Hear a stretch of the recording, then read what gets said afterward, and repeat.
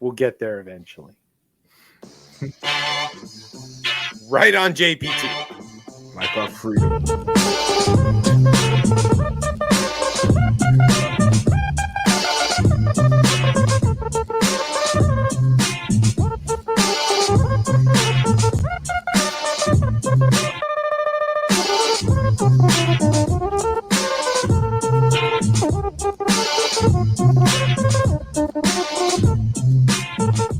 It is 9:30 on a Thursday night, and you are tuned in to Rip Radio Network, which can mean one and only thing. Maybe. Then it's Chip Chat. Welcome to Chip Chat, everybody. Hi, I'm Chip. Who are you, Tez? You said it. That's Tez. That's it. Yep. It's Thursday night. And it is. We're here again. We are broadcasting to you live from our remote setups. As you know, you may see, it is not because we have COVID, or at least I don't. Not this time. And it is also not like last time because there's about to be a foot of snow or anything. It is because my wife is about to have a baby in the next week or so, so it's not the best time to be gone. Gallivanting at the radio studio, as you would say. Exactly. So, again, we're going to channel our best energy for this remote. Session. It's going to be a good one. We have a special guest, Frances Reimers of Firestarter. They're a sports branding company. She's going to be here to help us solve our sports branding problem. I wore all of my weird branding sports things to ask her about, but we also need to find out about the WTFs name. And, what are we going to do about this? And very importantly for people like us, the NIL, name, image, likeness stuff that now the collegiate athletes can cash in on a little bit, but not too much. I did deep research for this because I know the top 15 prospects that are going to Wyoming next. Oh, do you? I do. So you all right? Wow. And I don't know why I even prep for this show. I despise college football, but I do. And let me be specific. I despise the power that surrounded college football, and it makes me see. I'm okay with saying that I used to enjoy the NCAA football games, but I understand why they went away. Okay. I understand. I still love college football. I am the target audience. I'm. Speak. Yeah, right. So, what is Harbaugh going to? Is he going to Miami? We don't. Are we just gonna skip the Rooney Rule? Jimmy is staying in Ann Arbor. I don't feel like he has any reason to leave. Well, he finally beat Ohio. That's what people are saying. So now, that's the championship. No, forget it. Let's table that at least for another couple weeks. Brian Flores, good old black coach, put out, and this is why I don't watch this damn league. He wasn't the only one though. Black Friday or Black Monday, I should say, was pretty bleak. Yes. Yeah, a lot of heads rolled. I don't know. Unfortunately, I don't know. Whatever. We that's another. Oh my god! Episode I'm way too much football already in this episode. Yeah, I'm very excited and proud of you, but I didn't think that was the thing you did anymore. It's the most popular sport, so it is. We do it. It's fun. It is. We just suspend morality. Anyway, we're gonna have a special list time. We do have a very special list time this week. You're never gonna believe all of this info that we've got here. And then we've got our recurring segment, Tez. Yep, dead ass birds. That's right. We got to find out what's going on with these dead ass birds. It's not looking good, I'll tell you that. No. And then we'll make Frances play Florida or not a little later too. I think I got a good one on that, so we'll see if she can identify whether this is Florida or not. And a bunch of other stuff is gonna happen. We already know. We know how this goes. It goes off the rail real quick. So far, it feels like we're doing a decent job, but You getting ready for the Olympics? Are you excited to watch all the Winter Olympics in a city that hosted the Summer Olympics 3 years ago? No. I'm not. I am not. I feel bad for the athletes, though. Yeah. Yeah, They train their whole lives, and this is what the best they could get. Yeah, and that committee is trash, and it's all about selling the ads, and they don't care about anything but money. Team USA men's curling rink looks pretty good, though. So there's a chance we can take home another gold. That's really all I care about. I don't give a shit about the rest of this stuff. I'm going to watch curling. Yeah, curling is all you care about. This is our time to shine, man. This is when everybody remembers that I'm a curler and asks me the same damn questions over and over. And we can maybe score like 3 new members to the curling club. So, yeah, we definitely this is recruitment time. Oh, heavy. Yeah, gotcha. Very much so. Yeah. All right, well, then look, I'm rooting for curling, man. There you go. The skip, his name is John Schuster. It's sometimes, Schuster. It's also a verb, which is to miss an obvious shot. Schustered it again. So, yeah. Well, it is now anyway. Okay. I was like, he did. I know nothing about it. 2 Olympics ago, he missed this very easy shot, and everybody's like, "Oh, God damn it!" All right, no, I'll switch back to football for the sake of the show because I don't know how many folks are excited about talking curling. But I don't know. A lot of people, you might have a growing sport. It is a growing sport. So we're trying our best. There's like 18 of us now, so it's the only sport that I personally know a number of Olympians. So, like I can call them on the phone. That's pretty good. That's big. So, all right. You got a word? Yeah, I think because nowadays I just go in my words I look up from reading and I just pick a random one, and that's how I pick my words now. So okay. Nerd. I am such a nerd. I think I'm ready. All right. So sit back, grab some pastiche. Oh, it's insurrection time. You're listening to the best show, the only show, Chip Chat on Rip Radio Network. Sweeps.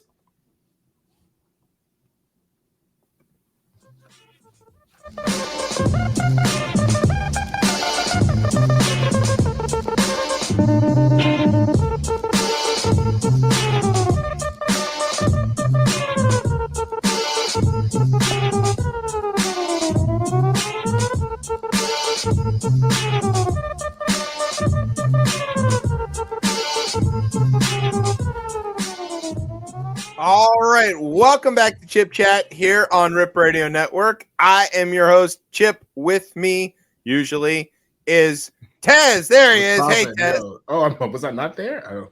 I couldn't see you. Oh, sorry about that. I was looking at the script, and I just assume I'm on camera.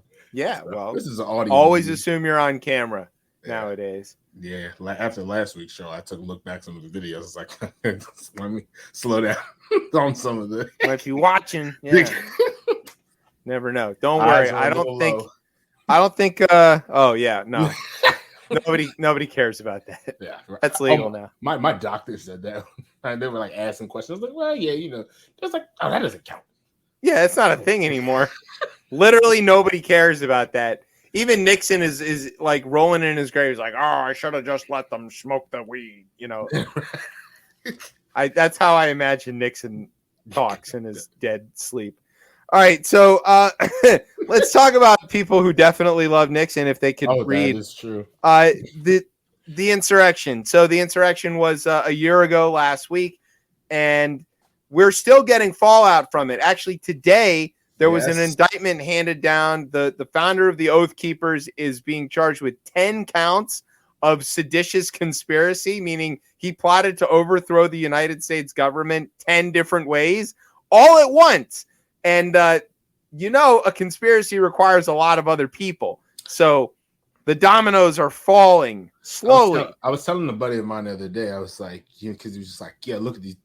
Obviously, folks are only getting hit up with misdemeanors. I was like, yes, because because they're talking. Yeah, it's crazy that it is. Some folks were going to get hit with misdemeanors for trespassing, whatever. But I was like, just be on the lookout for over the next couple of weeks. I think you'll see the big dominoes start to fall, and we did get some breaking news today. Yeah, we got the first few of them. So we're and more is coming. I mean, the caseload is outrageous. Inspired by yourself, so, right?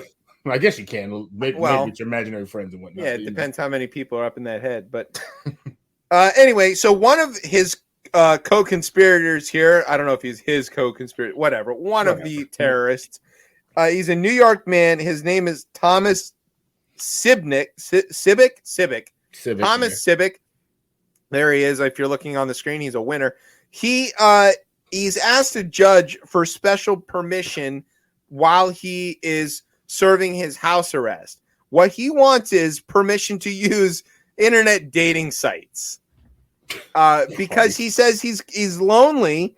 And, quote, he realizes, this is what his lawyer said, he realizes that if he were to meet someone on a social media site, he would be unable to leave his home for the purposes of going to dinner or to participate in other events. He does, however, feel the need to establish some sort of connection with someone, if possible, in light of the situation. So he's, an insurrectionist, and he's horny. I mean, can you blame him? I mean, I'm surprised they want to even go down this route after a lot of them were found the days after, right? Using like hours Tinder after, and with their profile picture. Here's me at the Capitol. Hey, wait a minute. And blessed to the people who switched like that. I was listening to some lady who said she like switched her profile to like a generic, like I don't know what the image was, but something that I guess would attract freedom fuckers. As we've coined these people. Exactly. So, and some of the internet sleuths use those sites to catch some of these guys. So, in that regard, we have assembled a list here from our crack reporting team. Some of these are crazy. Of the people that Thomas Civic that we think he's likely to swipe right on. That's how the Tinder works, right? You swipe right on the ones you like. That's what I remember when it first came out. I don't know about that anymore. I've been married so long, I have no idea. But my brother met his wife on Tinder. Hey, look, shout out to Tinder in this internet age, And I got a little stock in the Bumble, so Okay, so use the Bumble. I guess I don't know. I hear it's good. So it's good enough. I bought like 5 shares. Hey, look. I don't blame you. That's what people meet. Yeah. eHarmony. I think we're past that. Yeah, I think so. All right. So here are some. Now we've got 4 profiles that we think we're going to run by Mr. Civic. And if there is any late breaking news from our crack reporting team, engineer Brian will assemble that and deliver it to us. But I doubt there will be because the Freedom Fucker website has been a little janky the last few days. That's what we found out that the name of this. Yeah, that's the website. It's the Freedom Fuckers. Okay. Number 1 on the list. Tez, you want to take number 1? Yeah, so number 1, we're going to go with Insurrection Barbie, Jenna Ryan, right? Yeah. Also known as, as I just aforementioned, Insurrection Barbie, the famously blonde and white and therefore unjailable real estate agent who flew to Washington in a private jet. She's broke now, but while she's while she's a Wisconsin 2, she's an Insurrection 6. That's right. Oh God. Yes. The old number rating scale, how we value people by their appearances. Right. Great. Yeah. Think he'll swipe right on that? I mean, yeah. I mean, it seems to fit the mold. Yeah. From the picture I saw. Yeah. All right. Number 2 on the list, Nancy P., hometown Baltimore, Maryland. She's got the power that all men, especially infantile incel men, crave. Her teeth might not be real, but her gavel sure is. Hammer her all night long. Christ. Okay. Yeah. That one I cringe reading. Moving right along. Sydney P., also known as the Kraken. If you like your woman loud, chinless, and unable to string a true sentence together, look no further than this recently wealthy champion of grifting. She has everything a man could want: a haircut featured on every dude in the 1970s, a voice that some have described as otherworldly, and no moral issues with stealing $14 million from guys like Thomas Sibnick. Yes. The haircut is... Oh, God.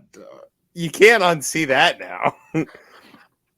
All right, moving on here. Number 4. Are you into ragged, unruly, and recently unlawyered? Then this guy's for you. You don't know which way Tommy goes, Might be into that. He's drunk all the time on cheap red wine and false power, has very low standards, and has already been married to his cousin once. Say hello to Rudy. See, Rudy's a tricky one because you feel like the picture you see might not be what you get when you pull up, right? Yeah, it might be melting when.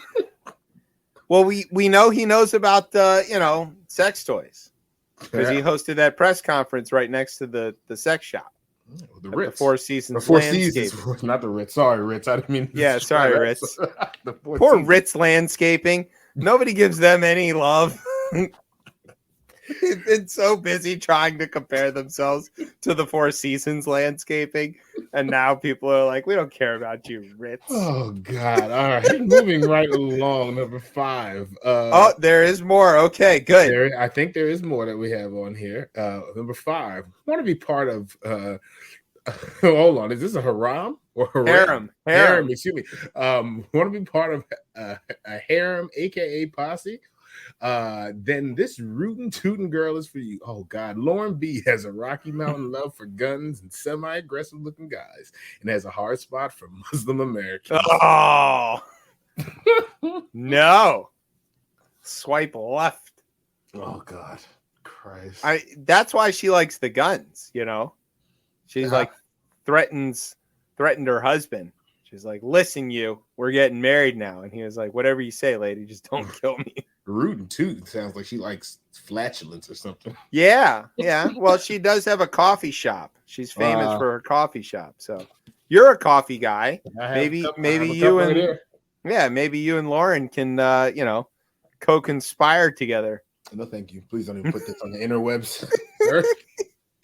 All right. Is there any late breaking information? There is. Yes, here we have Eric T, a lonely dude who wants to be part of a family criminally investigative threesome. This image, I feel like they're just putting a microphone on him, but he looks like he's accepting a medal of freedom. He looks like an SS soldier trying hard not to make eye contact as he's getting a medal pinned on. I don't know why that's the image that came to me. I know why. You never know. It's totally innocent. You never know. I get it. Many fine people on both sides of that image. You should be frightened because I am. Mm-hmm. Yeah. Yep. Should I? Oh, I'm sorry. Oh, yep. Here's another late breaking one. Oh. Yep. Okay, go ahead. And AB, Antonio Brown. Yeah. Not looking for a long-term relationship, but will give you a bit of excitement until he feels it's time to exit dramatically. That's the kind of guy who will give you the shirt off his back. Assuming you're a fan in Tampa. Yeah. That was terrible. I am so proud of that joke. I don't know what to think. I should go home now. Well, yeah, that's it. Not a long walk. Yeah, right. Another late breaking. Teddy C, seen here recently engorged after eating 16 pancakes in a minute because I'm Teddy C and I can do you right, meaning right wing. I get it. That's funny. According to his friend Tucker, I was like, the overlords at Fox don't seem to be. Yeah. Let's see. I don't know what to think about that still. I'm kind of still reveling in the that, and also Fauci like losing his cool and just be like, oh, this fucking moron. The guy who couldn't find. Do you know what happened? That senator who couldn't find Fauci's publicly available financial disclosure forms. He recently got in trouble for something. What did he get in trouble for, Tez? Who is this? Is this Rand Paul? No, not Rand Paul. His buddy Richard Mitchell, I think, or whatever, Senator Mitchell from Kansas. Marshall. Did he get in trouble? I don't even know this, but I'm gonna take a wild guess. Did he get in trouble for trading stocks as a senator? Yes, and not filing his financial disclosure. So no wonder he couldn't find Fauci's. He doesn't know what those things are. He's like, it's not real if I don't find it. That's right. It can't be real. It's like the testing. Yeah, right. You don't look. There's no problem. All right, and that will be it, right? There's no late breaking news, nothing else. I think we're done. We're good. That's how live radio is something else. Yeah, let's tell you what. We get through it every time. And somehow. Okay, here's what we're going to do. We're going to take a very short break. When we come back, we've got a special medical edition of the rundown. You're not going to want to miss it. you really need to pay attention because it's going to have some key information for you to avoid death, destruction, and mayhem, all of which favorites of other people. Okay, we're going to take a break. We'll be right back. You're listening to Chip Chat on Rip Radio Network. HIPAA compliant.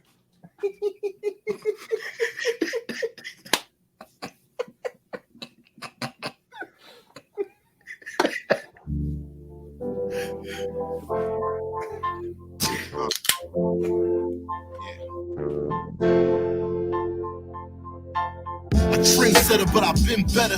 Cold as fuck with a thin sweater. Keep shining. Who got the vendetta? Find them, and make them pay. Check them for diamonds. Impeccable timing. I swoops to the rescue. A villains couldn't fuck with us if we let you. In this tight mood I'm in, I call it Wu-Tang suit effect. I chef meth, the best is just left. When I lost my mind, married a false dream and divorced my pride. Elope with a 4/5 screaming, you choke child. Like, nigga, you don't want it, I want it, you gon' run it. You want the 90s, get shot for your chain and stomped half to death for your winter coat, sucker. So let them bring swagger back. I'ma bring a ski mask and silver duct tape for the handle. And you can't handle that. And you can't handle that. You can't handle that. You want the money, the cars, the clothes, the hoes from the bloody, the scars, the road, the cold. Only you can't handle that.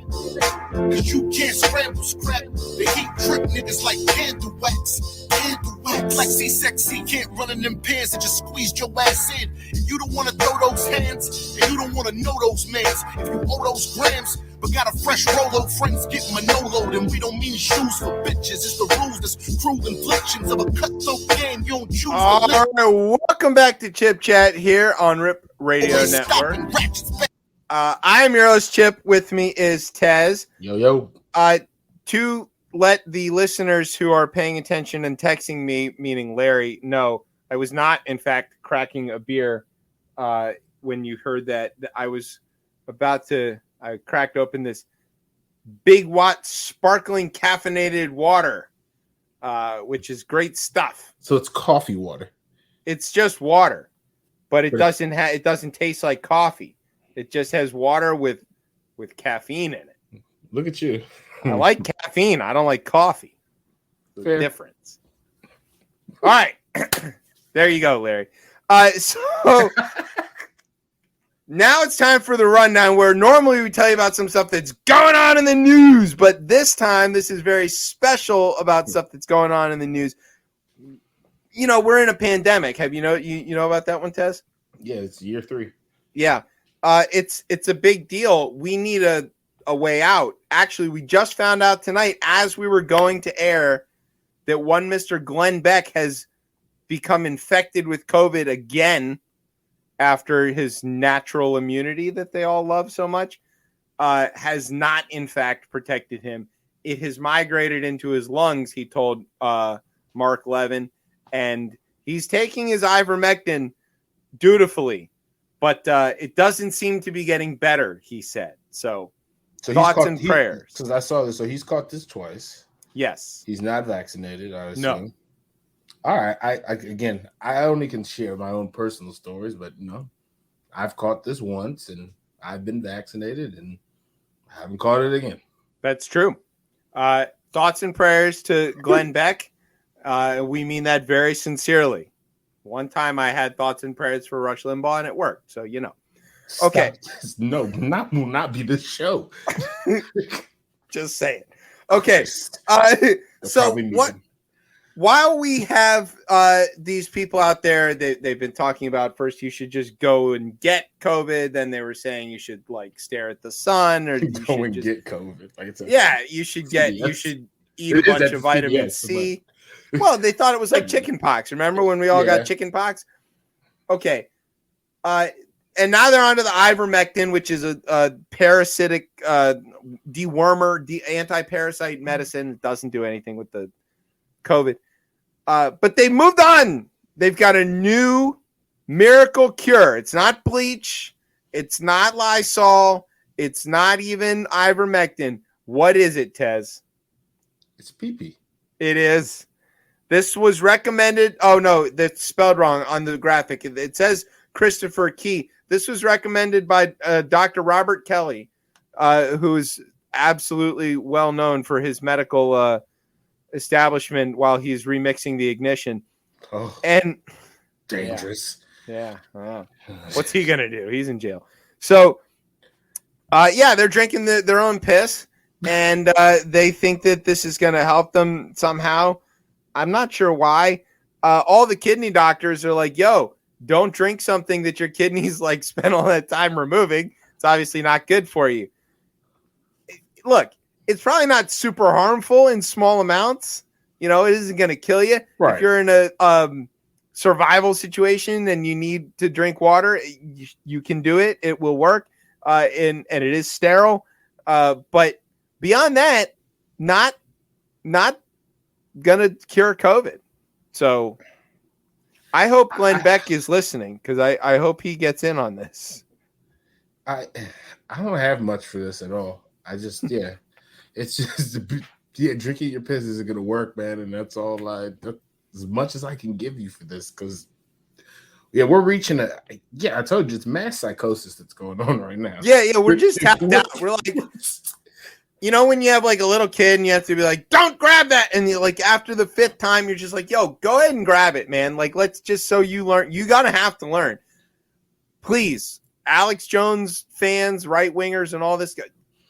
Yo, if you want to drink your own piss, please.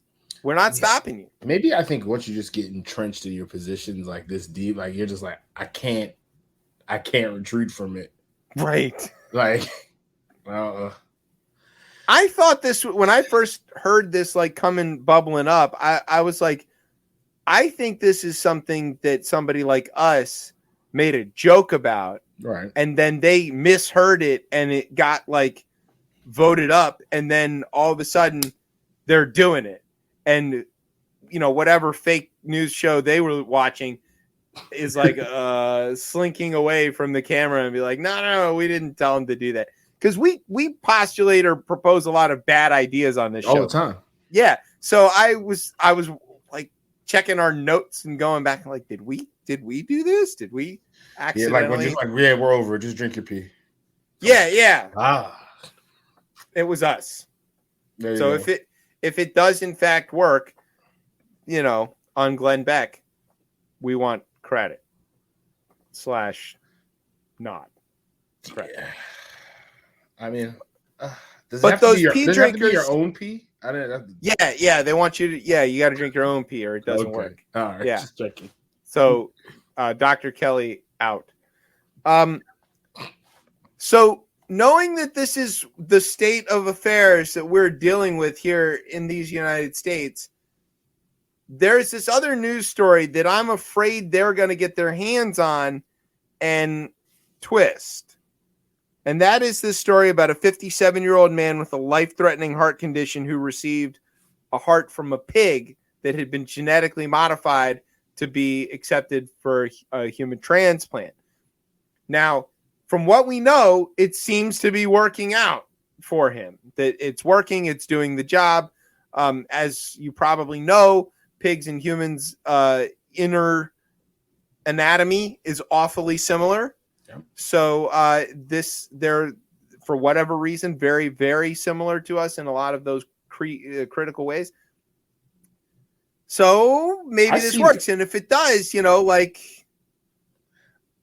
I feel advancement in health. Yeah. And I feel like all of these years I've been dutifully barbecuing and eating bacon. I've been contributing to this scientific breakthrough. Okay, this is where yeah, because obviously to get the heart from the pig, they gotta snatch the heart out of that pig. So you can't just leave the pig sitting out there. Yeah. And just like toss it on the curb and be like, here's a hollowed out pig. No, you take that hollowed out pig and you do what any responsible person would do with it, throw it in the pit with a bunch of coals and, wait 15, 20 hours, pull it out and get some coleslaw. What else would you do? I saw an ear from a pig, I feel like. I feel like they're growing other body parts. Well, and they've been using skin grafts from them for a little while and other kind of things like that. Yeah. So, pigs are available. They are already delicious. There's no reason we can't get double duty out of them. Congratulations. What do you think the Alex Jones pea drinkers are going to do with this information about the pig heart in a man? I would assume that they're going to try to figure out how they can grow lungs, because it seems like they might need some. There's the physician on this respiratory issue that's going around. You think that they're going to think it's part of some deep state conspiracy or whatever? I mean, yeah, it's the deep swine state. There you go. Well, remember, I hope to God Brian paid attention to the script and queued up the music accordingly. That your best friend, your best musical friend, yes, has this whole theory about eating people, and if they happen to have pig hearts, that maybe they taste like bacon. I don't know. Not saying they do. I'm saying that like corn on the cob, it could happen. He did say he would barbecue your ass flat. So yeah. I don't know why flat. It's not how you barbecue. Take Alex. You out back like a pig. Yeah, exactly. Yeah, in there, if you've seen Deliverance, you know what they would do with the pig. So we're all clear on that. All right, now that we've totally freedom fuck this show, we're gonna take a very, very brief break. I said that. And when we come back, we're going to talk to somebody who's much smarter than us about something that she actually knows about. Thank the Lord. And it'll be the real part of the show. And we'll get back to ridiculous stuff after that, because there's a lot of ridiculous stuff. Yeah, we'll get right back. Matty Cawthorn's out there about to lose his seat, and also maybe his congressional representation. You never know. It all could happen. He picked a fight with Joe Walsh. Joe Walsh took his phone, put it upstairs. It's great. It's a lot of fun. Going to be awesome. You never know what could happen on Chip Chat. We're going to take a break. We'll be right back. You're listening to Chip Chat on Ripped Radio Network. Sweet.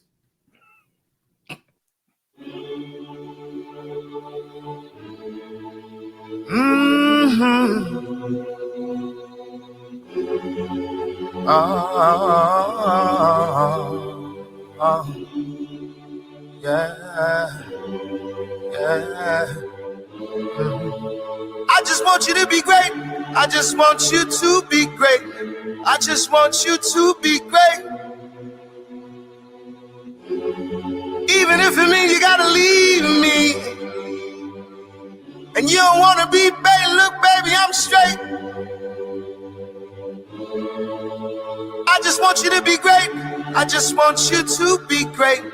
I just want you to be great. And homie, if it seems you never see me, no, I'm working, I'm great, I'm trying to get straight. I just want you to be great. As the sunlight rises to meet us, another day rises to greet us. People, places, and things that tried to delete us couldn't beat us, couldn't be us, now they see us. I am not the twinkle on the brand new Breitling. I am the light shining when the night gets frightening. The truth is shock value, get your life on right swing, and I ain't no saint. I met Jesus at the pulpit, found God in self, decided not to forfeit. From life, done right, done wrong, apologize. Done things that made it so hard to smile inside. I know you going through it, trust me, I know. We all coming from a memory, is helping you grow. So get your back up, head high, shoulder square, get them squares out your circle, love until it overbears hate. Only you can get yourself into a better place. I want you to be great. I just want you to be great. I just want you to be great. Even if it means you gotta leave me, and you don't want to be babe. Look, baby, I'm straight. All right, welcome back to Chip Chat here on Rip Radio Network. I'm your host, Chip. With me is Tez. What's probably that song made me want to be great. Again? Yeah. No. I'm I was great before. Exactly. Could be great again. And I am American. Just saying. Okay. Frances Reimers is a University of Wyoming grad and branding expert. She has been described by her clients as, quote, a beast of a publicist and has worked in the professional sports world building brands and is now stepping into the college ranks with the name image likeness craze, working with the Cowboys program, the good one in Wyoming, not Dallas or Oklahoma State, to train their student athletes. And now she joins us here. Frances, welcome to Chip Chat. Hey guys. What's up? How's it going? Good. Thanks for having me. Well, we appreciate it. All right. We want to get right into this because you're the expert and we are not. Okay. Do we have a brand and can we make it better? And are we doing it right? Look, we have a logo. You know, we're doing okay. Logo is what is called brand identity. Brand in of itself in the academic sense is the relationship that people have with your show. So how you feel about Ford or Coke, that is its brand to you. And that company has the ability at all times, and they spend hundreds of millions of dollars of every year to influence your opinion about their brand. So it's not the logo, which on the screen, it's actually a little pixelated, but it's not the logo. It's not when you put stuff out in the world, that is branding, ING, that is the act of putting your brand out. But brand in itself is the relationship that people have with you. In other words, to put it in another form, if you're standing in a group of people and you leave the room, what people say about you after you walk away is your brand. Oh. And usually they go, "Oh, thank God." Well, then that's your brand. Apparently you're obnoxious. Yeah. And we've worked hard on that over the years. That's brand. A lot of people think that, people agonize and spend a lot of time thinking about logo and all of those things, which it does matter. It has a purpose and it does matter. But in the most rudimentary sense, your brand is how people feel about it. For you guys, do people tune in to your show, or do they tune in and after a while they bounce out? Do they only tune in when you have particular guests? All of that stuff influences the brand and thus the constant dance of the relationship between you and your viewers. We have metrics. As it turns out, people do tune into this, which is surprising to both of us. But and they download this show a lot. And how much they listen to it after that, we don't know. And frankly, we don't care. They've already downloaded it. For you guys, if they download it, that's all that matters. Yeah, that is all that matters. So we want to talk to you about something important in branding, and we'll get to the football team in a minute. But sure. We here at Chip Chat were involved in this really insane back and forth revolving around a professional sports team that is based in Olney, Maryland, which is a suburb here of Washington. Right. And this was the Olney baseball team, which is they're in the Ripken League. This is summer baseball. They play, in between the seasons. So they created themselves. They were invented. And then a friend of the show, the Tacoma Torch, ran a satirical article about their new webpage, olneyfans.com. The baseball team didn't see why this was obviously funny. Right. Threatened legal action at the fake newspaper. Right. The fake newspaper treated their threat as a attempted submission at satire, which they rejected and said it wasn't funny enough. Right. And all of this fell apart and nobody wanted to talk to each other. Well, we at Chip Chat got in touch with the folks at Olney Baseball and got them to come on the show and explain to us that no, in fact, they did think this was funny, right? But their lawyers didn't think it was funny. Well, that's what you pay your lawyers to do. Yes, but they have in fact picked a name for their team, which is not the Fans, which would have been a great name. They would have been the Olney Fans. They instead chose the Crop Dusters. This is their logo. Yeah. And it's to honor their connection to the agricultural aspect there of Upper Montgomery County. Right. But you know what crop dusting also can mean. Yeah. they have decided to lean heavily into that. In fact, they've got shirts with a field of corn with some stalks down, and it says "Who cut one?" What do you think about this? Is this a good attempt, a bad attempt? What are we doing here? Well, I think you see across minor league baseball, they're trying to get as creative as possible because it's the best way for them to get fan engagement and get people talking, which is working because Clearly happening. We're doing it right now. Even though I really haven't paid much attention to this particular issue, but yeah, I mean, they're doing their job because we're sitting here talking about it right now.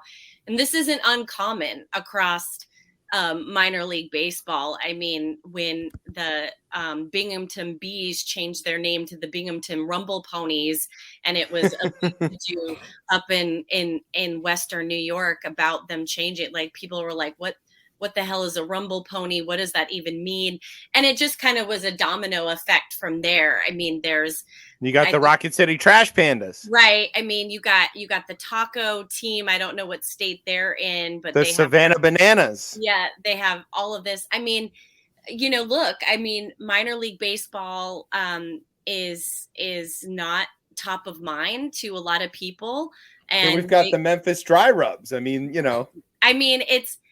they're getting as creative as they can possibly get in any way, because if we're talking about it, then people are like, what's going on? People want to get engaged. And honestly, that's what's helping them drive ticket sales, which brings people in the door, which, keeps them in the news and helps them be able to pay the young men who are playing on their rosters. And his fart jokes are fine, right? I mean, I think this is funny. I have no problem with this. One, I don't find this shocking that you find this funny. Two, I mean, it's going to work. I mean, look at the demographic that they're trying to reach. I mean, it's a lot of farters.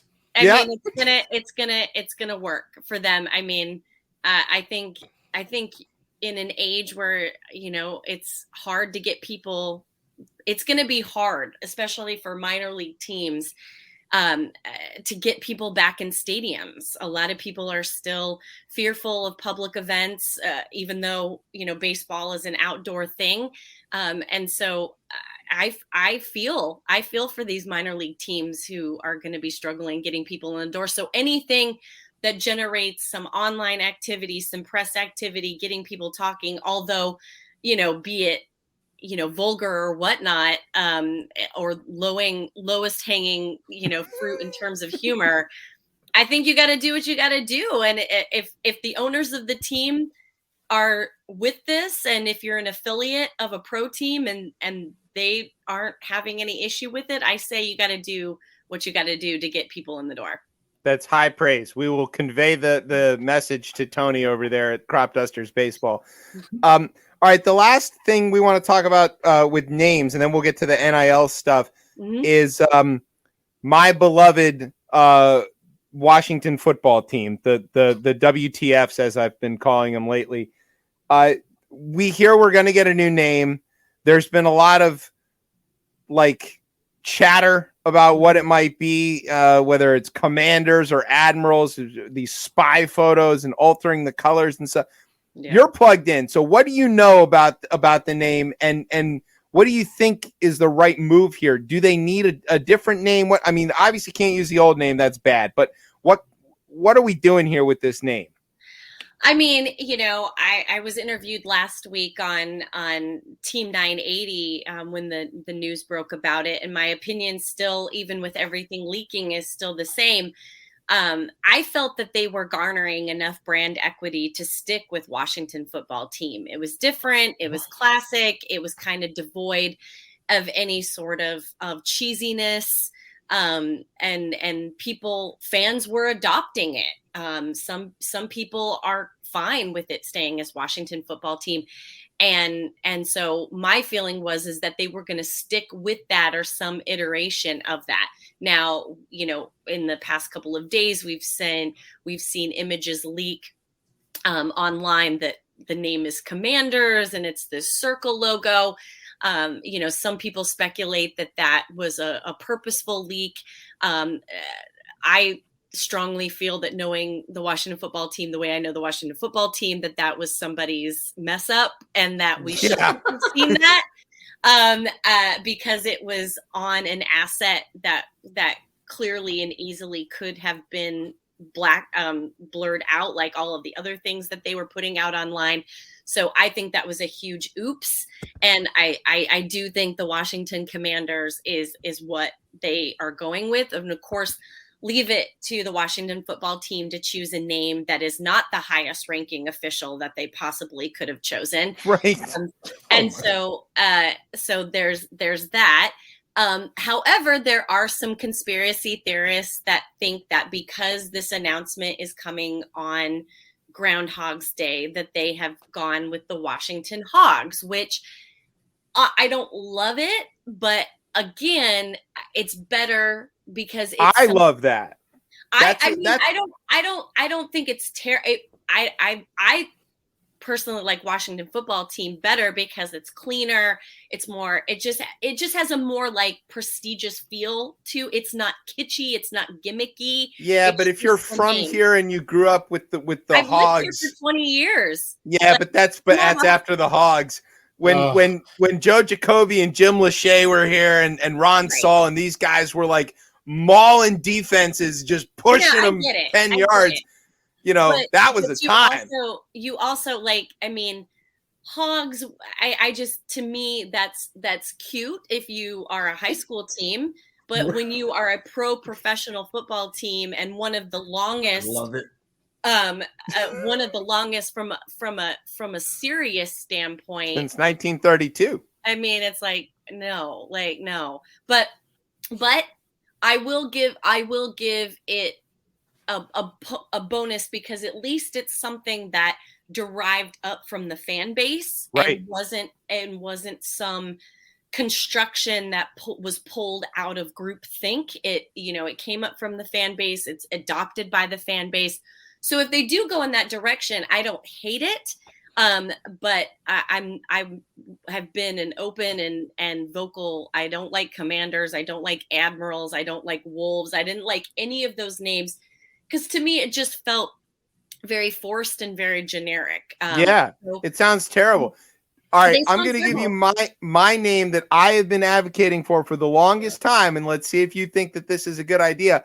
I said we should just change the name to the Pigskins, so we could still talk about the Skins game. You have the connection to football with the Pigskin, and you have the connection to the Hogs of the days of yore, back when we could actually win Super Bowls. Yeah. Is this a great idea, and should I be getting paid for it right now? No, because I mean you can invent pigskin, and so that's a known word. You have no trademark on it, so nobody's paying you shit. But like I don't like, the thing is that I get, there's rabid fan bases all across the country. Those in the DC metro area are not unique, but you have to keep in mind that this is a multi-million-dollar business. Billion, but then Danny ruined it. Well, I mean, that's a whole other storyline, but you have to keep in mind that this is a business, and not only does this have to sell from a uniform standpoint and a ticket buying standpoint, but also, when Dan Snyder or whoever owns this team in the future goes off to the team owner meeting every year and he gets announced to the group, like you also have to think, does somebody want to be the owner and CEO of the Pigskins? Like that sounds like some roller derby league out of Dubuque. Like, I love it. Frances is just destroying this stuff right now. Like that's no. So this is why we brought her on. Thank God the honesty is happening here. Chip froze the screen because he didn't like these answers. I didn't do that. That's on me. Don't put that on me. Oh, Brian, fix the internet, Brian. Get Al Gore in here. Because hold on, because It was probably Tez. Tez it was not me. Was enjoying watching me crash and burn too much. I didn't even try to interject. No, I have questions. I hope we can get Frances. We'll get her back. Brian will figure this out. Yes. Sometimes it means she's got to log out, log back in. That's what happens with this. But I mean, look, Frances has brought up a lot of great points here. I think that point about going into an owners meeting is huge, right? I hadn't thought about that, but I mean, you're probably like the owner of the Washington Pigskins, and I mean, since it's my idea, I'm fine with it. I get it, but then think about for all those other years, all the owners meeting, they had to introduce him with that other name, and you're like the owner. That's even worse. The owner of this thing. A bunch of old white men who are perfectly fine with them going in there and saying, "I don't know, man." And, people are cracking smiles and laughing and throwing pistachios at each other. That's what I suspect happens at throwing pistachios. Yeah, just like just flicking a pistachio. Look at this guy. It's not great. I understand, but. Commanders doesn't sound terrible, but Admirals makes absolutely no sense because we're not in Annapolis, and there's nothing admirable about this damn. Well, yeah, that was a good one, yeah. But that's not our identity. We're not a Navy town at all. We have a metro stop called Navy Yard, but other than that, there's not really a lot of Navy stuff in Washington. I mean, I understand that there is a Navy Yard and there was Navy stuff here way back, and that the British burned it in the war. I used to work there, but I was gonna say, I know you understand that piece. I do understand that, but that doesn't mean that we should name our football team after Admirals. That doesn't make any sense. No, but I was sitting back enjoying the watching her shred me. The torch that was coming to you right now. Look, she's smart. She's good at this. Yes. This is why we fixed the internet. Right. So we were just I was sitting telling Chip that I was just enjoying how you were torching some of his crazy ideas that he had. And my computer just completely was and we're done. So but now we're back. That was Dan Snyder. He hacked your stuff. He was mad. He's like, she's leaking too much info. I have a couple of questions. That's not shocking. So, because I completely agree with you. I think Washington football team, they should just stick with that. Hasn't it been a little long as well, too? We've been doing this for 2 years. They've been going with this name. And, if you've used it for 2 years, the fans seem to have gotten behind it. Why not? Are they... You've made that observation. I feel like they have smart people in that organization, but I could be wrong. No, definitely not. Well, the one thing that there's been lots of missed opportunities with this process, but what a lot of people don't understand is a rebranding process is very involved. I haven't been part of a rebranding process for an organization of that size and scope that has taken under a year. I mean, when you right. And so it is a very involved process, and they should have done a better job of educating the fan base out front. But also they did things that start and stopped the process and elongated it.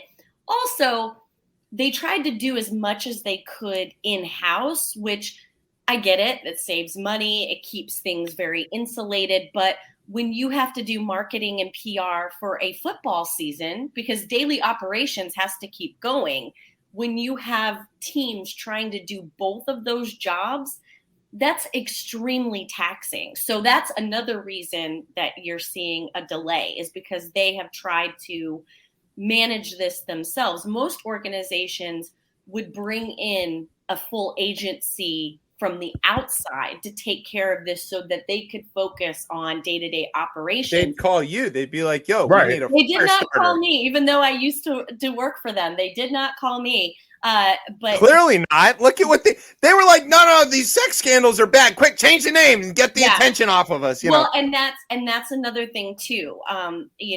With all of their other issues, that diverts time and energy away from this process. And so something that they probably could have, when they made it, keep in mind, they drug their feet for a long time before 70 something years to make the decision.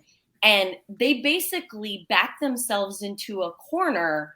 And what they should have done, had they handled this thoughtfully and correctly, what they should have done is said, okay, we hear you. We are going to change the name. However, we are 2 weeks out from training camp and our players have to wear something. We have to have equipment. We have to have a name. We are going to remain the Washington Redskins for this upcoming season. But by season's end, we will unveil a new name, a new brand. And they should have had a dedicated staff that did nothing that football season but focus on this rebrand. It's not like they couldn't see this coming. Like they knew they were going to have to do this eventually. They could have had this in their back. Did Dan Snyder know that? I don't know. I think Dan and others, he doesn't share the blame on this one. I think Dan and others thought that they could eventually shake this. That if they kept people at bay long enough, that people would stop bitching about the name change. And that's why I say they backed themselves in a corner. They were like, okay. And then it got to a tipping point where public opinion was too strong for even Dan Snyder to be like, all right. But then we were at a 2 to 3 week window before training camp.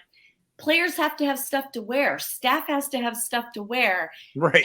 And licensed merchandising isn't done in a snap. It takes time to create these materials. Well, Nike pulled it in a snap. That was the straw. They had to make a decision. And that's why you got Washington football team, which in a pinch was not terrible, but the fans adopted it. And I think I got new jerseys. Yeah, they say Washington across the front. Yes. And I'm good with that. I think it's kind of jerky to tell the fans, okay, buy all new stuff because what you had before is not socially acceptable anymore. So buy everything new, keep supporting us. And once again, this coming February, buy all new stuff again.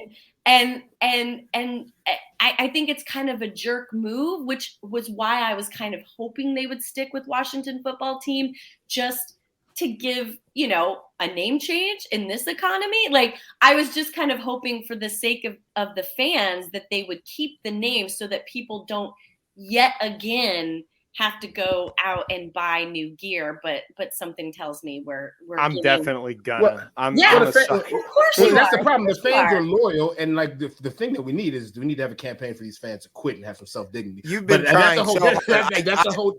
But I do have. I need like a cult deprogramming. That's the only way I'm gonna get out of this. Frances, you mentioned the bad press that they had, and that is a question that I had as well too. Is the football team, right? What tactics are used by organizations when they receive bad press to lessen the blow to public image? Like, is there something like, if you're a PR firm or consultant, how do you consult an organization when they get into things like whether it was the cheerleader scandal or those emails that came out?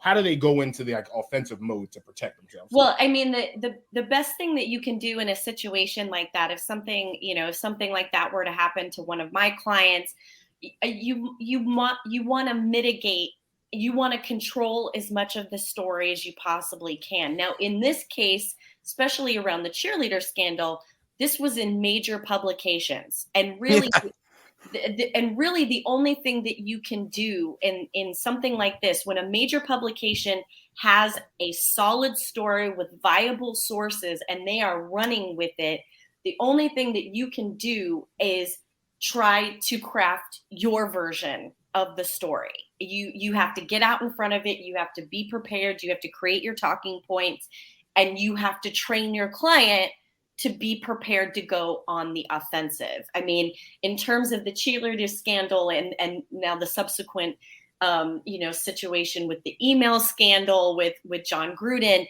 I mean, these are huge mountains of public opinion. And the best that you can possibly do is prepare your client to give their version of what is happening, right? Because there's his version, her version, and the truth, right? And even though the press has to be, unbiased and tell a, whatever, there's still skew, depending on the publication, depending on the journalist. Editor. That's right. Yeah. And so the best thing that you can do is prepare your client to have their version of the story, their version of the chain of events that have been indicated, what they plan to do, if anything, about the situation at hand. And then you just have to ride the wave. We've seen time and time again with athletes and celebrities, some things stay in the news cycle for forever and people want to keep talking about it, but some things happen and then it just kind of disappears. And as a publicist, you prepare for it never to leave the cycle, and you thank God for when it just people stop talking about it. One thing I think is really interesting about especially the cheerleader scandal here in DC is the women who are involved in it and media who are very much in their corner keep pushing it. But large scale public opinion, people have kind of moved on from this. Yeah, nobody cares because they kind of expected this was already happening. Moved on. People were kind of like, yeah. And I mean, I applaud. You mean football teams are creepy towards women? I'm shocked. Right. And I applaud these women for continuing to beat the drum. However, they're kind of losing the ADHD battle. Yeah. Large pockets of the DC metro area are kind of like, we've moved on. But again, the name change and some of the activities around it are all a shiny object. Don't kid yourself that this stuff, the hiring of Jason in his role and how they've been putting him out there and all of that social media content that they've been creating. Promoting Julie Donaldson and stuff. And I love her. She's so good. All of that shit.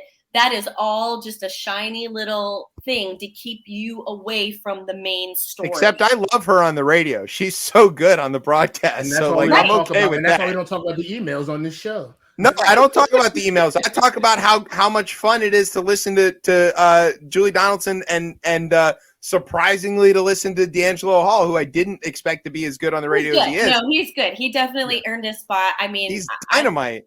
I love Fred. I love it when he's on because he just keeps it. I mean, Fred's been a friend of mine for a lot of years, and he just keeps it real, which I really appreciate. But yeah, but a lot of this stuff, D'Angelo's real X's and O's, and I really appreciate that because he talks to the fans like we actually know the game, and we do. And I it feels like respect, and it's fantastic. I love him. He's so good. Yeah, he's great. But I mean, all of this stuff, all of this hubbubaloo is all just a diversion tactic to keep it's working, but not really, because this stuff is still getting press, and they're getting a lot of negative blowback around this launch of the rebrand. Why are they going on the Today Show? Who gives a shit about the Today Show? Like, the Wizards did it on NBC4. Yeah, that's right. All on the sports machine. Well, yeah, I mean, it's Lindsay Zarniak, who used to be here. Used to be Channel 4, covered the Redskins for forever. Show. This is one big, gigantic promotion of them and their cluster of people trying to elevate this story up to a place that doesn't matter. I'm sorry.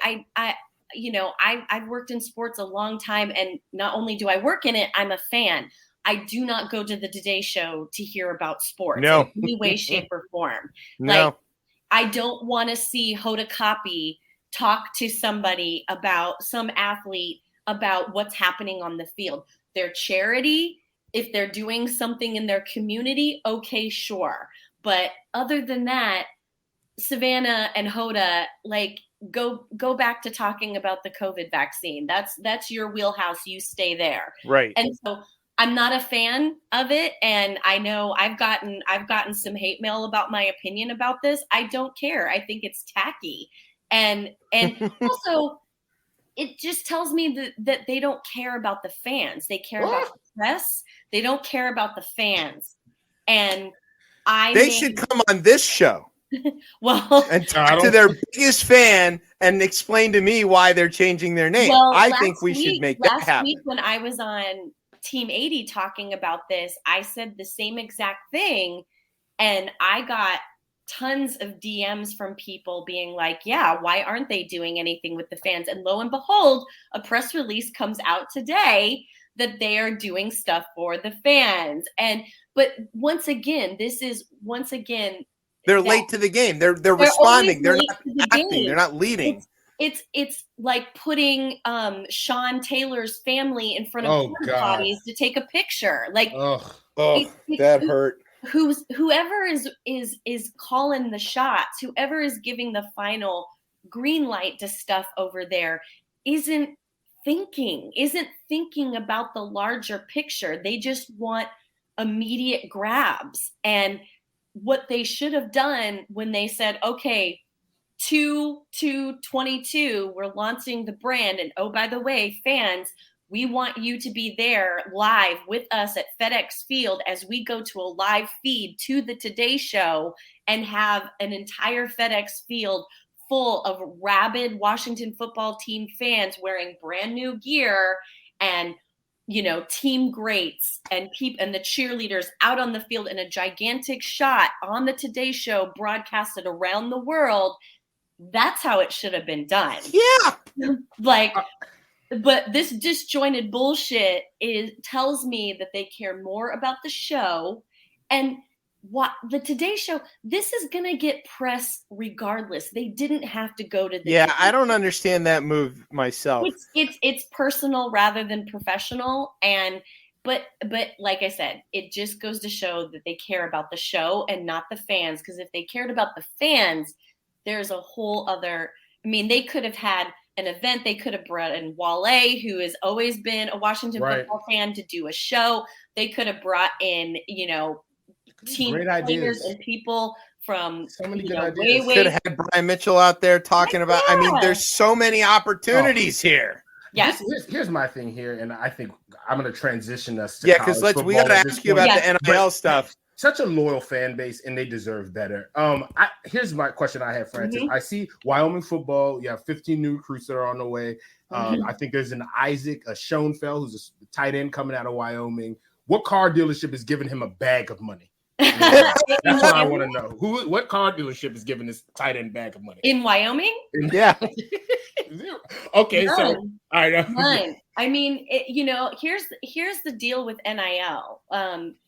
There are, and you see in the news every single day, there are student athletes who are cashing in in big ways.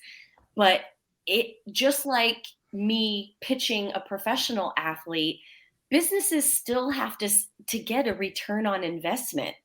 And just because a kid is a hoss or he's a 5-star recruit, that doesn't necessarily mean that the business is going to see a worthwhile investment. If their target market isn't Gen Z, or if their target market isn't college football or college basketball fans, it's going to be hard to get them off the dime. And in a place like Wyoming and Laramie, Wyoming, where the population without the students is less than 30,000 people, there's only so many businesses to go around.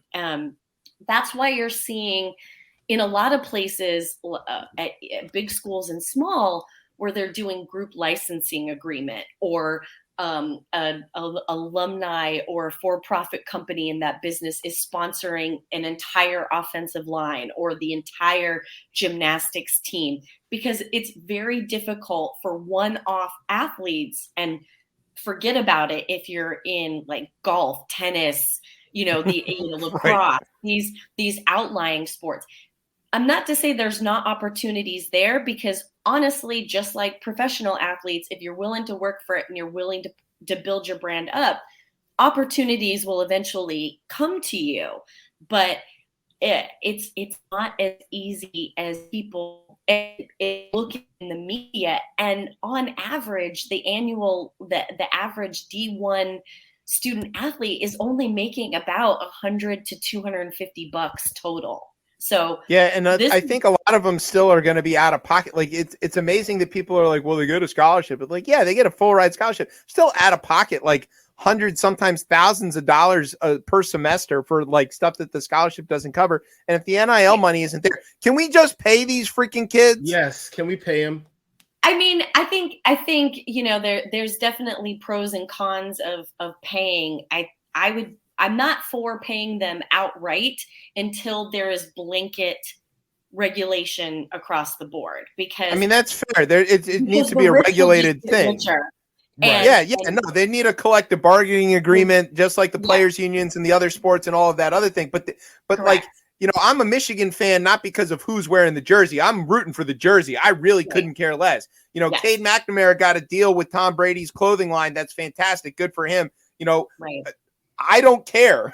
I'm not a fan. I'm not going to buy Tom Brady stuff just because Cade's wearing it. $50 for a T-shirt that just says Brady across the front. Get the fuck out of here. And I am that target audience. Like, I will buy random shit that has Michigan on it just because I want more Michigan shit in my house. But even I am like, yo, that's not helping me right now. I don't need any more of that. So is NIL the NCAA's way to kind of push this issue off for a little while longer, or what? What are we really talking about here? Well, they kind of threw up their hands, when the Alston case came down from the Supreme Court and they didn't really have any cards left to play. They kind of threw up their hands and said, well, the states can figure it out. However, some states have figured it out and passed legislation, and some states like Wyoming are like, this is not, we have much bigger fish to fry in Wyoming than helping the 400 student athletes of the University of Wyoming get name, image, and likeness. But it leaves holes in the system when you have some states passing laws, some states completely leaving it very willy-nilly, and there's no regulation across the board. It does leave kind of holes in the market. Now, is it causing mass chaos at this point? No, but like all things in collegiate sports, it will eventually bubble up to the system and cause problems eventually. But, right before the national title game on Monday night, both coaches of Georgia and Alabama were both making comment about NIL and that there does need to be some sort of national standard set by the NCAA, because the NCAA is starting to be like, well, we're going to penalize XYZ school or XYZ player for their NIL activities. And it's like, me, I'm not a lawyer. I just play one on TV. Me being like, okay, pump the brakes here. You're going to come in and penalize somebody for something that you didn't even create rules around. Yeah. How does that work? And so there are shady things going on within NIL. There are things happening that are borderline. There are kids being lured away from programs and opportunities with the dream of NIL. There's some programs that when they're recruiting, now NIL is all they talk about. They no longer even talk about academics or playing. All they talk about is NIL. There's actually a student athlete recently who was recruited by Texas, and he chose to go to Oklahoma simply because when Texas was trying to recruit him, all they talked about was NIL. And he was like, I don't care. I just want to play football. Texas is a stateless school right now. They're not even sure what conference they're in. Of course, he went to they're floating out there, but their NIL program is good for them. You can be in the big NIL since you can't be in the Big 12 anymore. But this goes to show that, one, we're kind of feeling our way through the dark here. We haven't even gotten through a full school year of what this is. I can tell you, as a vendor who works in this space, before July 1st, all of us were sweating bullets of what would this look like? How is this impacting my business? How will this change my relationships with universities across the country? And we were all very fearful of the unknown. And then July 1st came, And everybody, coaches, administrators, marketers, everyone thought when July 1st came that the floodgates were just going to open and these young adults were just going to get flooded with opportunities. Yeah, July 1st came and it was motherfucking crickets. Like because businesses were like, what do we do with this? Like what we don't know. There was no guidance from the NCAA. Marketers like myself were like, well, let's just jump in and see how we swim. And so everybody was kind of like, yeah, I'm gonna hold off. And businesses still are holding off. I've had multiple conversations with large Fortune 500 companies about clients of mine.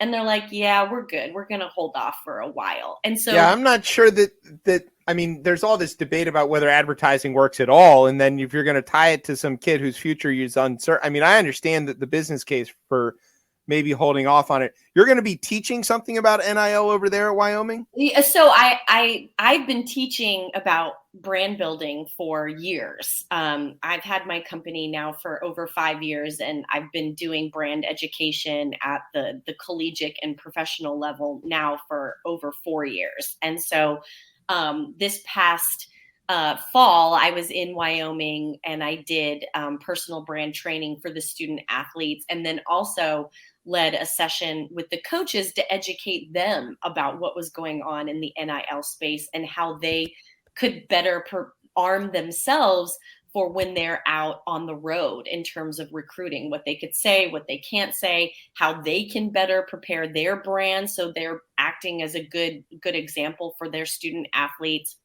And so I'll be back sometime in probably February, March to do that again. But I've been to college campuses all across the country and have been doing this long before NIL was a thing, because what people forget about these student athletes is most of them will never play a professional sport in their life. But all of them are online, and all of them will remain online for the rest of their lives. We're not, suddenly going backwards from this. Sure. And so I teach them how to build their brand and prepare themselves for the real world. And so do we call you professor now? Is that you're a visiting professor? I'm not an actual professor. I say educator. Okay. We're going to call you professor because you're smarter than us. Right. Well, I mean, this is a lot of people got themselves wrapped around the axle about NIL for good reason. But the reality is these student athletes have needed to manage their reputation and manage how they project themselves to the world long before NIL was a thing. And even though there's apps out there to help them expand their brand, you have to be able to manage your brand. You have to be able to talk about yourself, to talk in person, to create content. And for some people, that is common sense, but for a large, you got to avoid the Johnny Manziel cliff or all of that kind of thing. So, we want to get. I have another naming question for you before we get you to play Florida or nah. Okay. We want to settle this. So Oklahoma State, OSU, Dallas, and Wyoming, they all lay claim to this name, the Cowboys here. Yes. Who should have to get a new name? Why is it Dallas, and why should it be Sucks? I mean, well, I don't think that Dallas should be in the same conversation with Wyoming and Oklahoma, because one is professional and one is collegiate. So they're really not in competition. I will not say that Dallas sucks. My brother is a lifelong Dallas fan, being a 70s kid. That's what you do. They can keep it. They are Texas, so they can certainly keep the Cowboys. I do have issue with Oklahoma having the Cowboys, and they also copied our Pistol Pete as well. Yeah, they stole your guy. They stole it.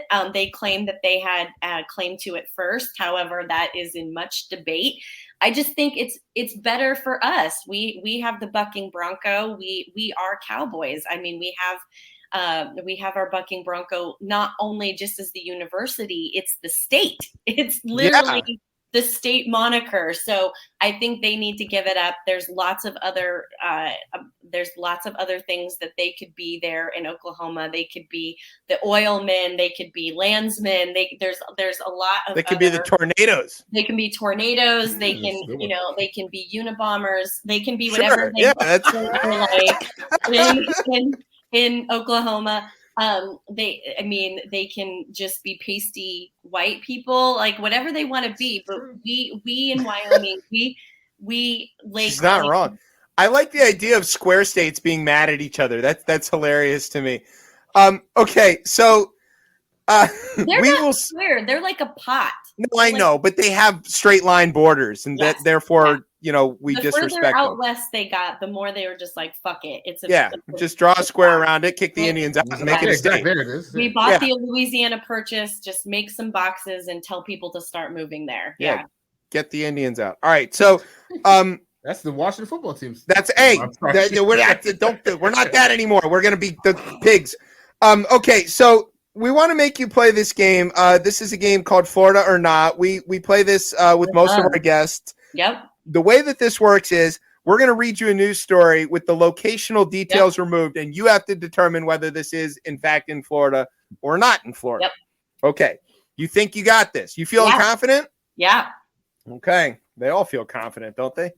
Yeah, I mean. I'm ready. All right. 2 women are facing felony charges for throwing containers of glitter at a man and breaking into his apartment.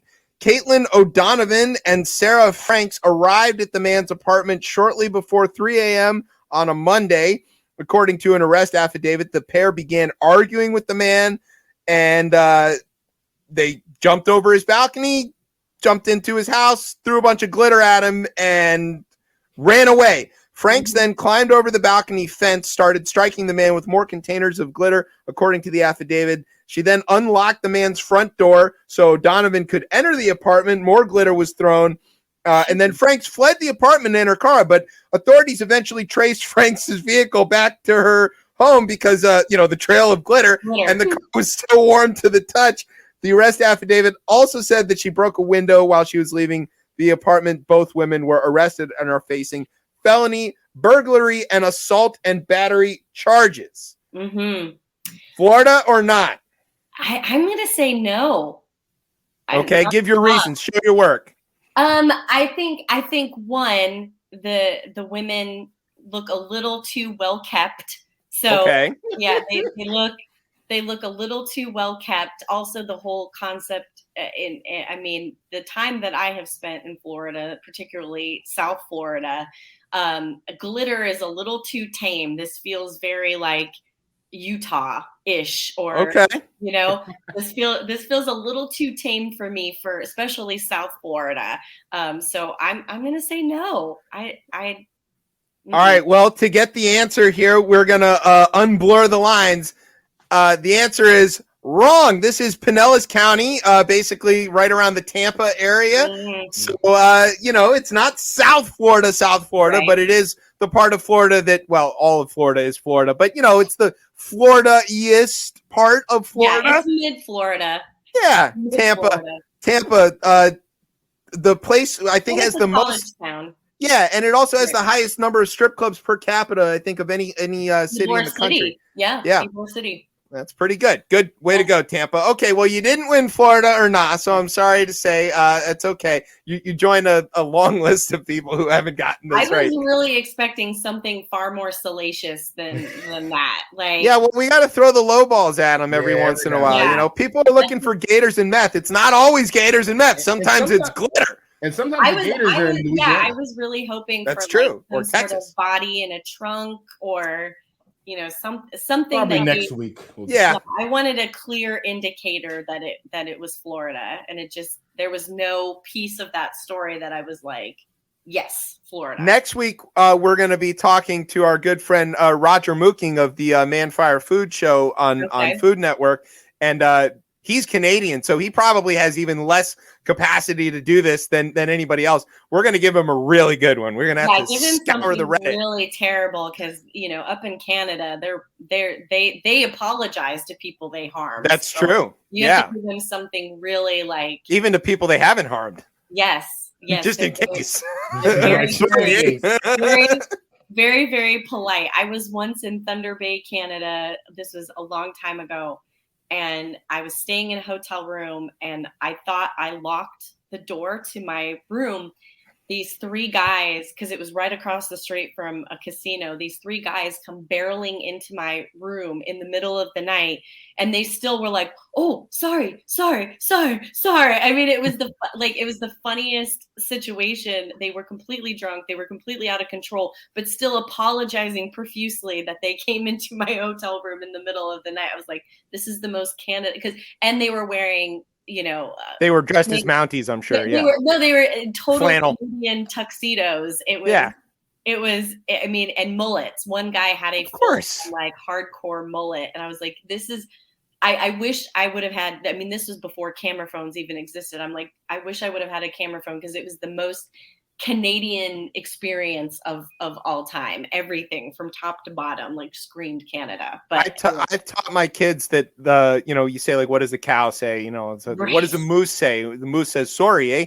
Because oh god, yes, that's what they think. They don't know that they have never met a moose, so they haven't been able to verify that I'm telling the truth or not.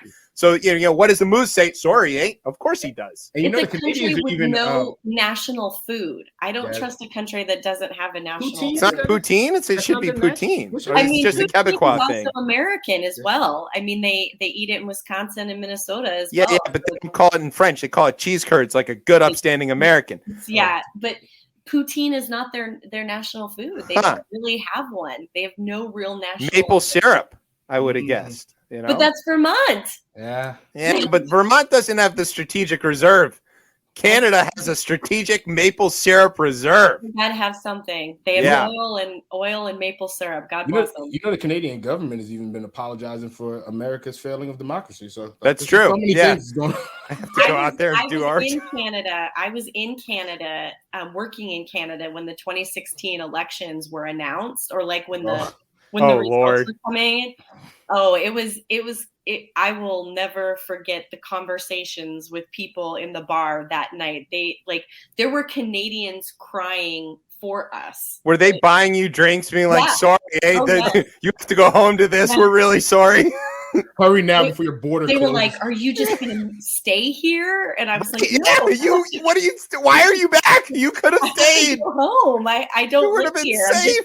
I'm just here for work. They're like, well, you can stay. I'm like, no, I need to go back and get my shit and come back. But no, there were Canadians in the bar that night crying for us and apologizing to me for what they were seeing. And I'm like, I mean, thank you. That's lovely that you feel sympathy for us, but what's done is done now. Now we just have to roll with it. And but yeah, it was very interesting to be in another country, albeit just right across the border, and see their visceral reaction to our election. It was quite the interesting experience. We'll have you back to talk about that, because that is of course the main focus of our show. Apparently, has been for the last 5 or 6 years. But we know that time is short. We are actually running out of time, and we've got the whole third half of the show by now. So sorry to keep you up. We know you have to go brand the rest of the world. Right. Where can everybody get in touch with you if they need to get your services? They need, maybe one day I'll be a famous athlete. That's a lot of me right there. Yeah, there you go. So yes, this is where you can find me on Instagram. That's what I'm thinking of. Instagram, it's Firestarter CEO. Twitter, it's Your Firestarter, or you can go online to www.yourfirestarter.com, and you get a plethora of ways that you can reach me should you want to. There you go. A plethora. All right. Well, it has been a plethora of pleasure to have you on the show. You've been fantastic, very entertaining, much smarter than we are. And you almost won Florida or not, I guess. I tried. I really thought deeply about it. We appreciate the effort. Somebody's got to have some effort in here. All right. We're going to let you go. We're going to take a very short break, and then we'll come back with the third half of the show, which is going to be very condensed. You're listening to Chip Chat on Ripped Radio Network. Going to Canada. Thanks, guys. Thanks. Right.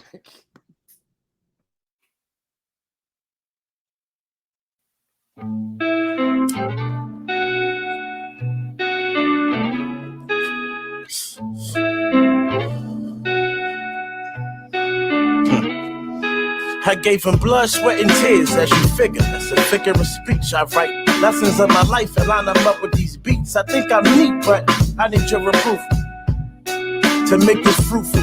It seems unusual, but to me it's crucial. I just want to change some things, but they got your minds locked, not ready for change. Unless it's vending machines, I'm sick of my dreams, waking me up to different things. Every time I close my eyes, I see a vision of things, and then I ask you, if you have time, could you pass through to come and listen to my life as I rap to, and hoping for a 10, you would tell your friend that, hey, I got this friend, and he's not like them, and he give all he got, but he got more than the others. He used to band with brothers, but now he stands for brothers. Got a Sunni, so you know it's brotherly love at my rap shows.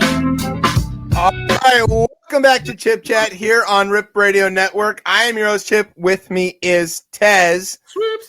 We just got off the line with Frances Reimers of Firestarter, the best branding agency that would come on our show. So now we're going to do the third half of the show, lightning round style. The first segment is of course, our favorite segment, Tez.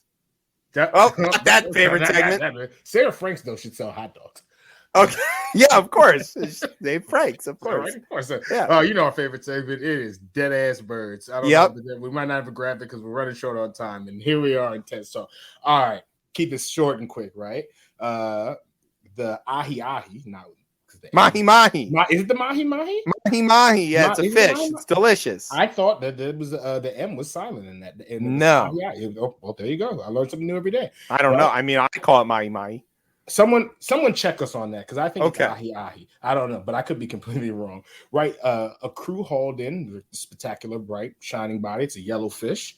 They were really excited, right? And these are common in Hawaii, in Hawaiian waters, and they were ready because they could grill these and feed them to a hungry team of sailors. They're delicious. They are delicious. I usually use them for my fish tacos. But in the stomach of the mahi mahis or the ahi ahis, the sailors found flying fish, which turned out to have eaten small spheres that look like fish eggs. But were they fish eggs? Nope, they were plastic. Plastic. The plastic crisis is still ravaging our seas. So in her first book, Thicker Than Water, The Quest for Solutions to the Plastic Crisis, environmental journalist, Erica, I think it's Serino. Serino. Basically is just kind of wanted to go ahead and showcase how plastic has worked its way into our food chain. I definitely picked this because it has a very terrible picture of a bird with a lighter in its stomach. It made me very sad when I saw this. A lot of this is ongoing research, but some of the crazy stats out of this, more than 900 marine species they ingest plastic or get entangled with it. So that's whales, sea turtles, fish, right? But also, there's 90% of seabirds they found plastic inside of them as well. Yeah. So it's and we're eating this stuff too. Like they say, the average American eats something like a credit card's worth of plastic a year. If you take in all the microplastics and stuff that we end up eating. Yeah, man. I mean, it hasn't killed me yet, but it's probably gonna. I mean, it pays to discover. We'll leave it at that. Oh, dead ass birds! Look at these dead ass birds. How long are they up? Oh, they're not. No, it's okay. That's just the tagline. That's just look at these dead. Look at these dead ass birds. All right. I'm gonna move. Tell us about this. Now, I read this article before you did, even though it was your article. So I'll give a quick idea of what I understood this to be, and then you can explain to me why it's going to destroy the planet. There are a lot of people who want to sue people who have harmed them, and many of them have a good case, but what they don't have is a lawyer or enough money to pay a lawyer. There are what are called accredited institutional investors who can essentially hire a lawyer or pay for your case with a understanding of getting a percentage of the settlement or the winnings if you win. So, you slip and fall in the Wendy's. It's obvious that they were negligent. You're going to sue Wendy's. You just don't have any money. Here comes some big investor guy. And he's like, look, I'll pay for your lawyer. Just give me 10% of your win. So one of these lawyer guys, Kyle Roach over here, Kyle is like, of course, this shouldn't be a thing that only institutional investors can back. What we need to do is allow people to crowdfund their way to get legal representation, especially if they've got a pretty good case. So he goes like, well, why don't we just do that? And it turns out that's illegal. But what he did figure out you could do is you could say sell coins, blockchain coins, crypto bullshit that is tied to these individual cases. So you can use a form of cryptocurrency, not that you can, not like Bitcoin exactly, because you can't spend it on things, but you can buy what are essentially shares of a case that the law firm has vetted out that they think is likely to win, but the person who needs to bring the suit doesn't have the money to fund the legal aspect. And so then, like, while you've got your shares of this case, like, if it looks really promising, you win a judge ruling in your favor, evidence is allowed in, your thing might go up in value. You might be able to sell it to somebody else before the case is adjudicated. Or when you do win, or it is adjudicated, you get some of the money out of it. That is essentially the idea here. So you get the money out of it and then you use it to pay for your suit that you want to file, or because this no, like, let's say you're going to file the suit, but you don't have the money. You can go use this platform so that I could help fund you file your suit, but and then I would get a share of your winnings. Or I guess you could bet on me losing as well too. I could theoretically bet on you losing, or I could help finance your suit. I could buy a share of your suit, and then when things are looking up, I could sell that share to, say, I don't know, Brian. And then if it turns out and it goes sideways and you end up losing, I'm out. I already got paid. I'm fine. I don't care anymore. Brian's the one holding the bag. I'm going to just leave it with this one section of this whole article that I read that I think sums up for me. The team has dubbed the sale of tokens an initial, or quote unquote, initial litigation offering. And Roche has compared Rival, I think is the name of this thing, to Robinhood, but for law. A caveat: while wealthy and sophisticated accredited investors, quote unquote, will be able to trade lawsuit tokens immediately, the non-rich will be legally required to agree to a year-long lockup period, according to insiders. Yeah, I'm not sure that was his move, or if that's just the way the law is written. This is the reason this is even doable is because the Dodd-Frank law had this little carve out to allow something like this to crowdfund legal action. I mean, in general, I think this is probably good-ish, but the problem here is that, like, the method of exchange is a little bit shady, and I think that should be more regulated and more, cut and dry, clear, what you're getting for it. It should be less crypto bro and more like on the up and up. Because anytime you get involved with this crypto blockchain bullshit, yeah, it sounds like a scam because somebody's going to be like, oh, the server crashed. Sorry, I kept all your money. Tell me it's not. All right, speaking of grifters and cats, Elon's got satellite TV and internet and stuff. It's called Starlink. I don't think he invented that. I think he actually bought that. I remember there being Starlink a long time ago. The Starlink dishes have a neat feature that helps them deal with the fact that if they get snow on them, their signal gets blocked, right? They have this feature that they can basically use their radio energy to heat up and melt the snow off the dish. Ooh, good idea. That's awesome. It helps keep people connected. Small problem. It's attracting what? Cats. The cats like the warm dish. They go to the warm dish. They curl up, and if you get it warm to try to melt the cat snow off, it doesn't help. The cats just stick around. You don't have internet. Your kids fail school. Everybody dies. That's what's happening with Elon. Well, don't worry. He has a spaceship. That's right. He'll just stick them in the spaceship. He can use the rockets to melt the cats off. There you go. All right. What about you and Pompeo here? I saw this story. It comes out of the NY Post, our best tabloid in this country. Yeah. And Mike Pompeo, he's lost a half of himself. Look at this, folks. He's lost a half of himself. And I, as a person who over the last year has dropped like 35 pounds, not the 90 pounds, but I wasn't as fat as this guy.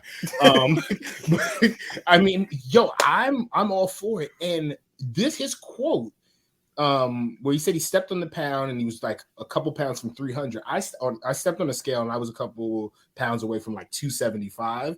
And I looked my life and said, "No, today is the day." I started exercising, in this quote here, not every day, but nearly every day, and eating right, and the weight just started to come off. So, Pompeo, I really dislike you for a lot of things, but you know what? I see that you're gearing up for your presidential race. Yeah, obviously that's what's going on here. I think he got secret lap band surgery. He's just not telling anybody. That's more.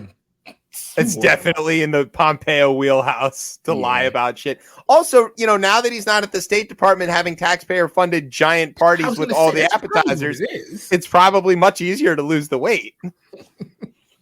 Speaking of losing things, the Pope was talking about Jesus's foster dad, Joseph of Arimathea. Now, already we're deep into the Catholics are going to believe the lie. Elaborate myths that keep us all functioning around. Yeah, well, Joseph the Maury show was only in its second season, then they hadn't latched onto this yet. So Maury Povich is old. That was the joke. So the situation here is that Pope Frankie was looking at this and he's like, look, if you're adopting a kid, that's the highest form of love, just like Joseph adopted Jesus, who wasn't his son. Okay. We have a choice. Yeah, but he also said that if you're adopting pets, cats and dogs, and not kids, that's a form of selfishness, because what we need are more children. Or at least, at the very least, you childless couples should definitely adopt a kid, because how could you possibly be happy without children? Blah, blah. Now, both of us are parents, and we like having kids and all of that stuff. It is my favorite thing about life is that I have these small things that look like me, and I can teach them, that Canada geese say honk a, because they're Canada geese. And that is joyful and wonderful. I also have 2 dogs. We were a couple with dogs for a long time. Didn't feel like it was selfish. And people who don't have kids, they're out there in the economy keeping things going, man. So there's a lot of pet stores funded. All right, here's the thing. It's a billions and billions of dollar industry, Pope Frankie. What are you doing, man? You're going to put people out of work. Then we're all going to have to adopt all their kids because they're going to be indigent. This is a couple of things here. Number one, in 2014, he said something around this where he said that couples who get pets travel the world and remain childless by choice end up alone, quote unquote, with the bitterness of loneliness. I'm not here to judge folks around having kids or not having kids.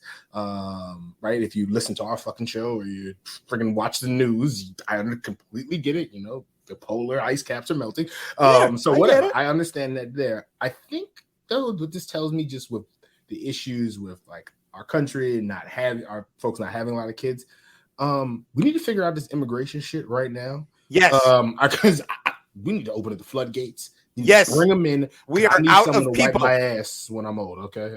Yeah, I mean Germany did it right. They're like, oh shit, we've got a negative birth rate. Syria was like, hey, we're on fire. They're like, quick, give us 1 million of your best people yesterday, and bought themselves a bunch of time. We need help. We don't mind stealing brain power from poor third world countries. That's their problem. I mean, we're not. The brain power is not here. No. 50% of it anyway. Okay. All right. You hear that music, which means that Brian's kicking us off the air. We want to say thanks to Frances Reimers for joining us to talk about branding. We learned an awful lot. She is a fountain of information. Thanks to our radio partners, Stitcher, Google, iHeart, Spotify, all those guys. Thanks to NOTN for keeping us on for another week, we assume. Twice a week. I haven't checked, but I think so. Thanks to our digital media hoagie, Key Wayne Baltimore. He's got some new stuff out. Go check him out. You want to get the new record actually is really, this guy's on fire. Thanks to our home on the interwebs, coplaymedia.com. And thanks as always to our family here at Rip Radio for making us sound as smooth as Mike Pompeo's extra skin folds. Yeah. Now you got to think about that. All right, social media stuffs. You can find me on Twitter at DC Cortez, on IG at Ketchup Cordy, and later this evening I'll be following the North Star to Canada. That's right. The drinking gourd song and all that. Yeah, right. All right.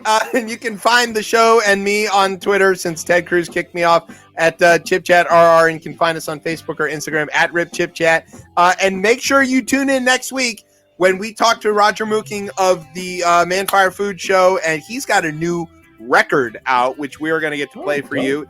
It's really good stuff. The guy can rap, actually, as it turns out. Go check out his freestyle stuff on the Sway Show.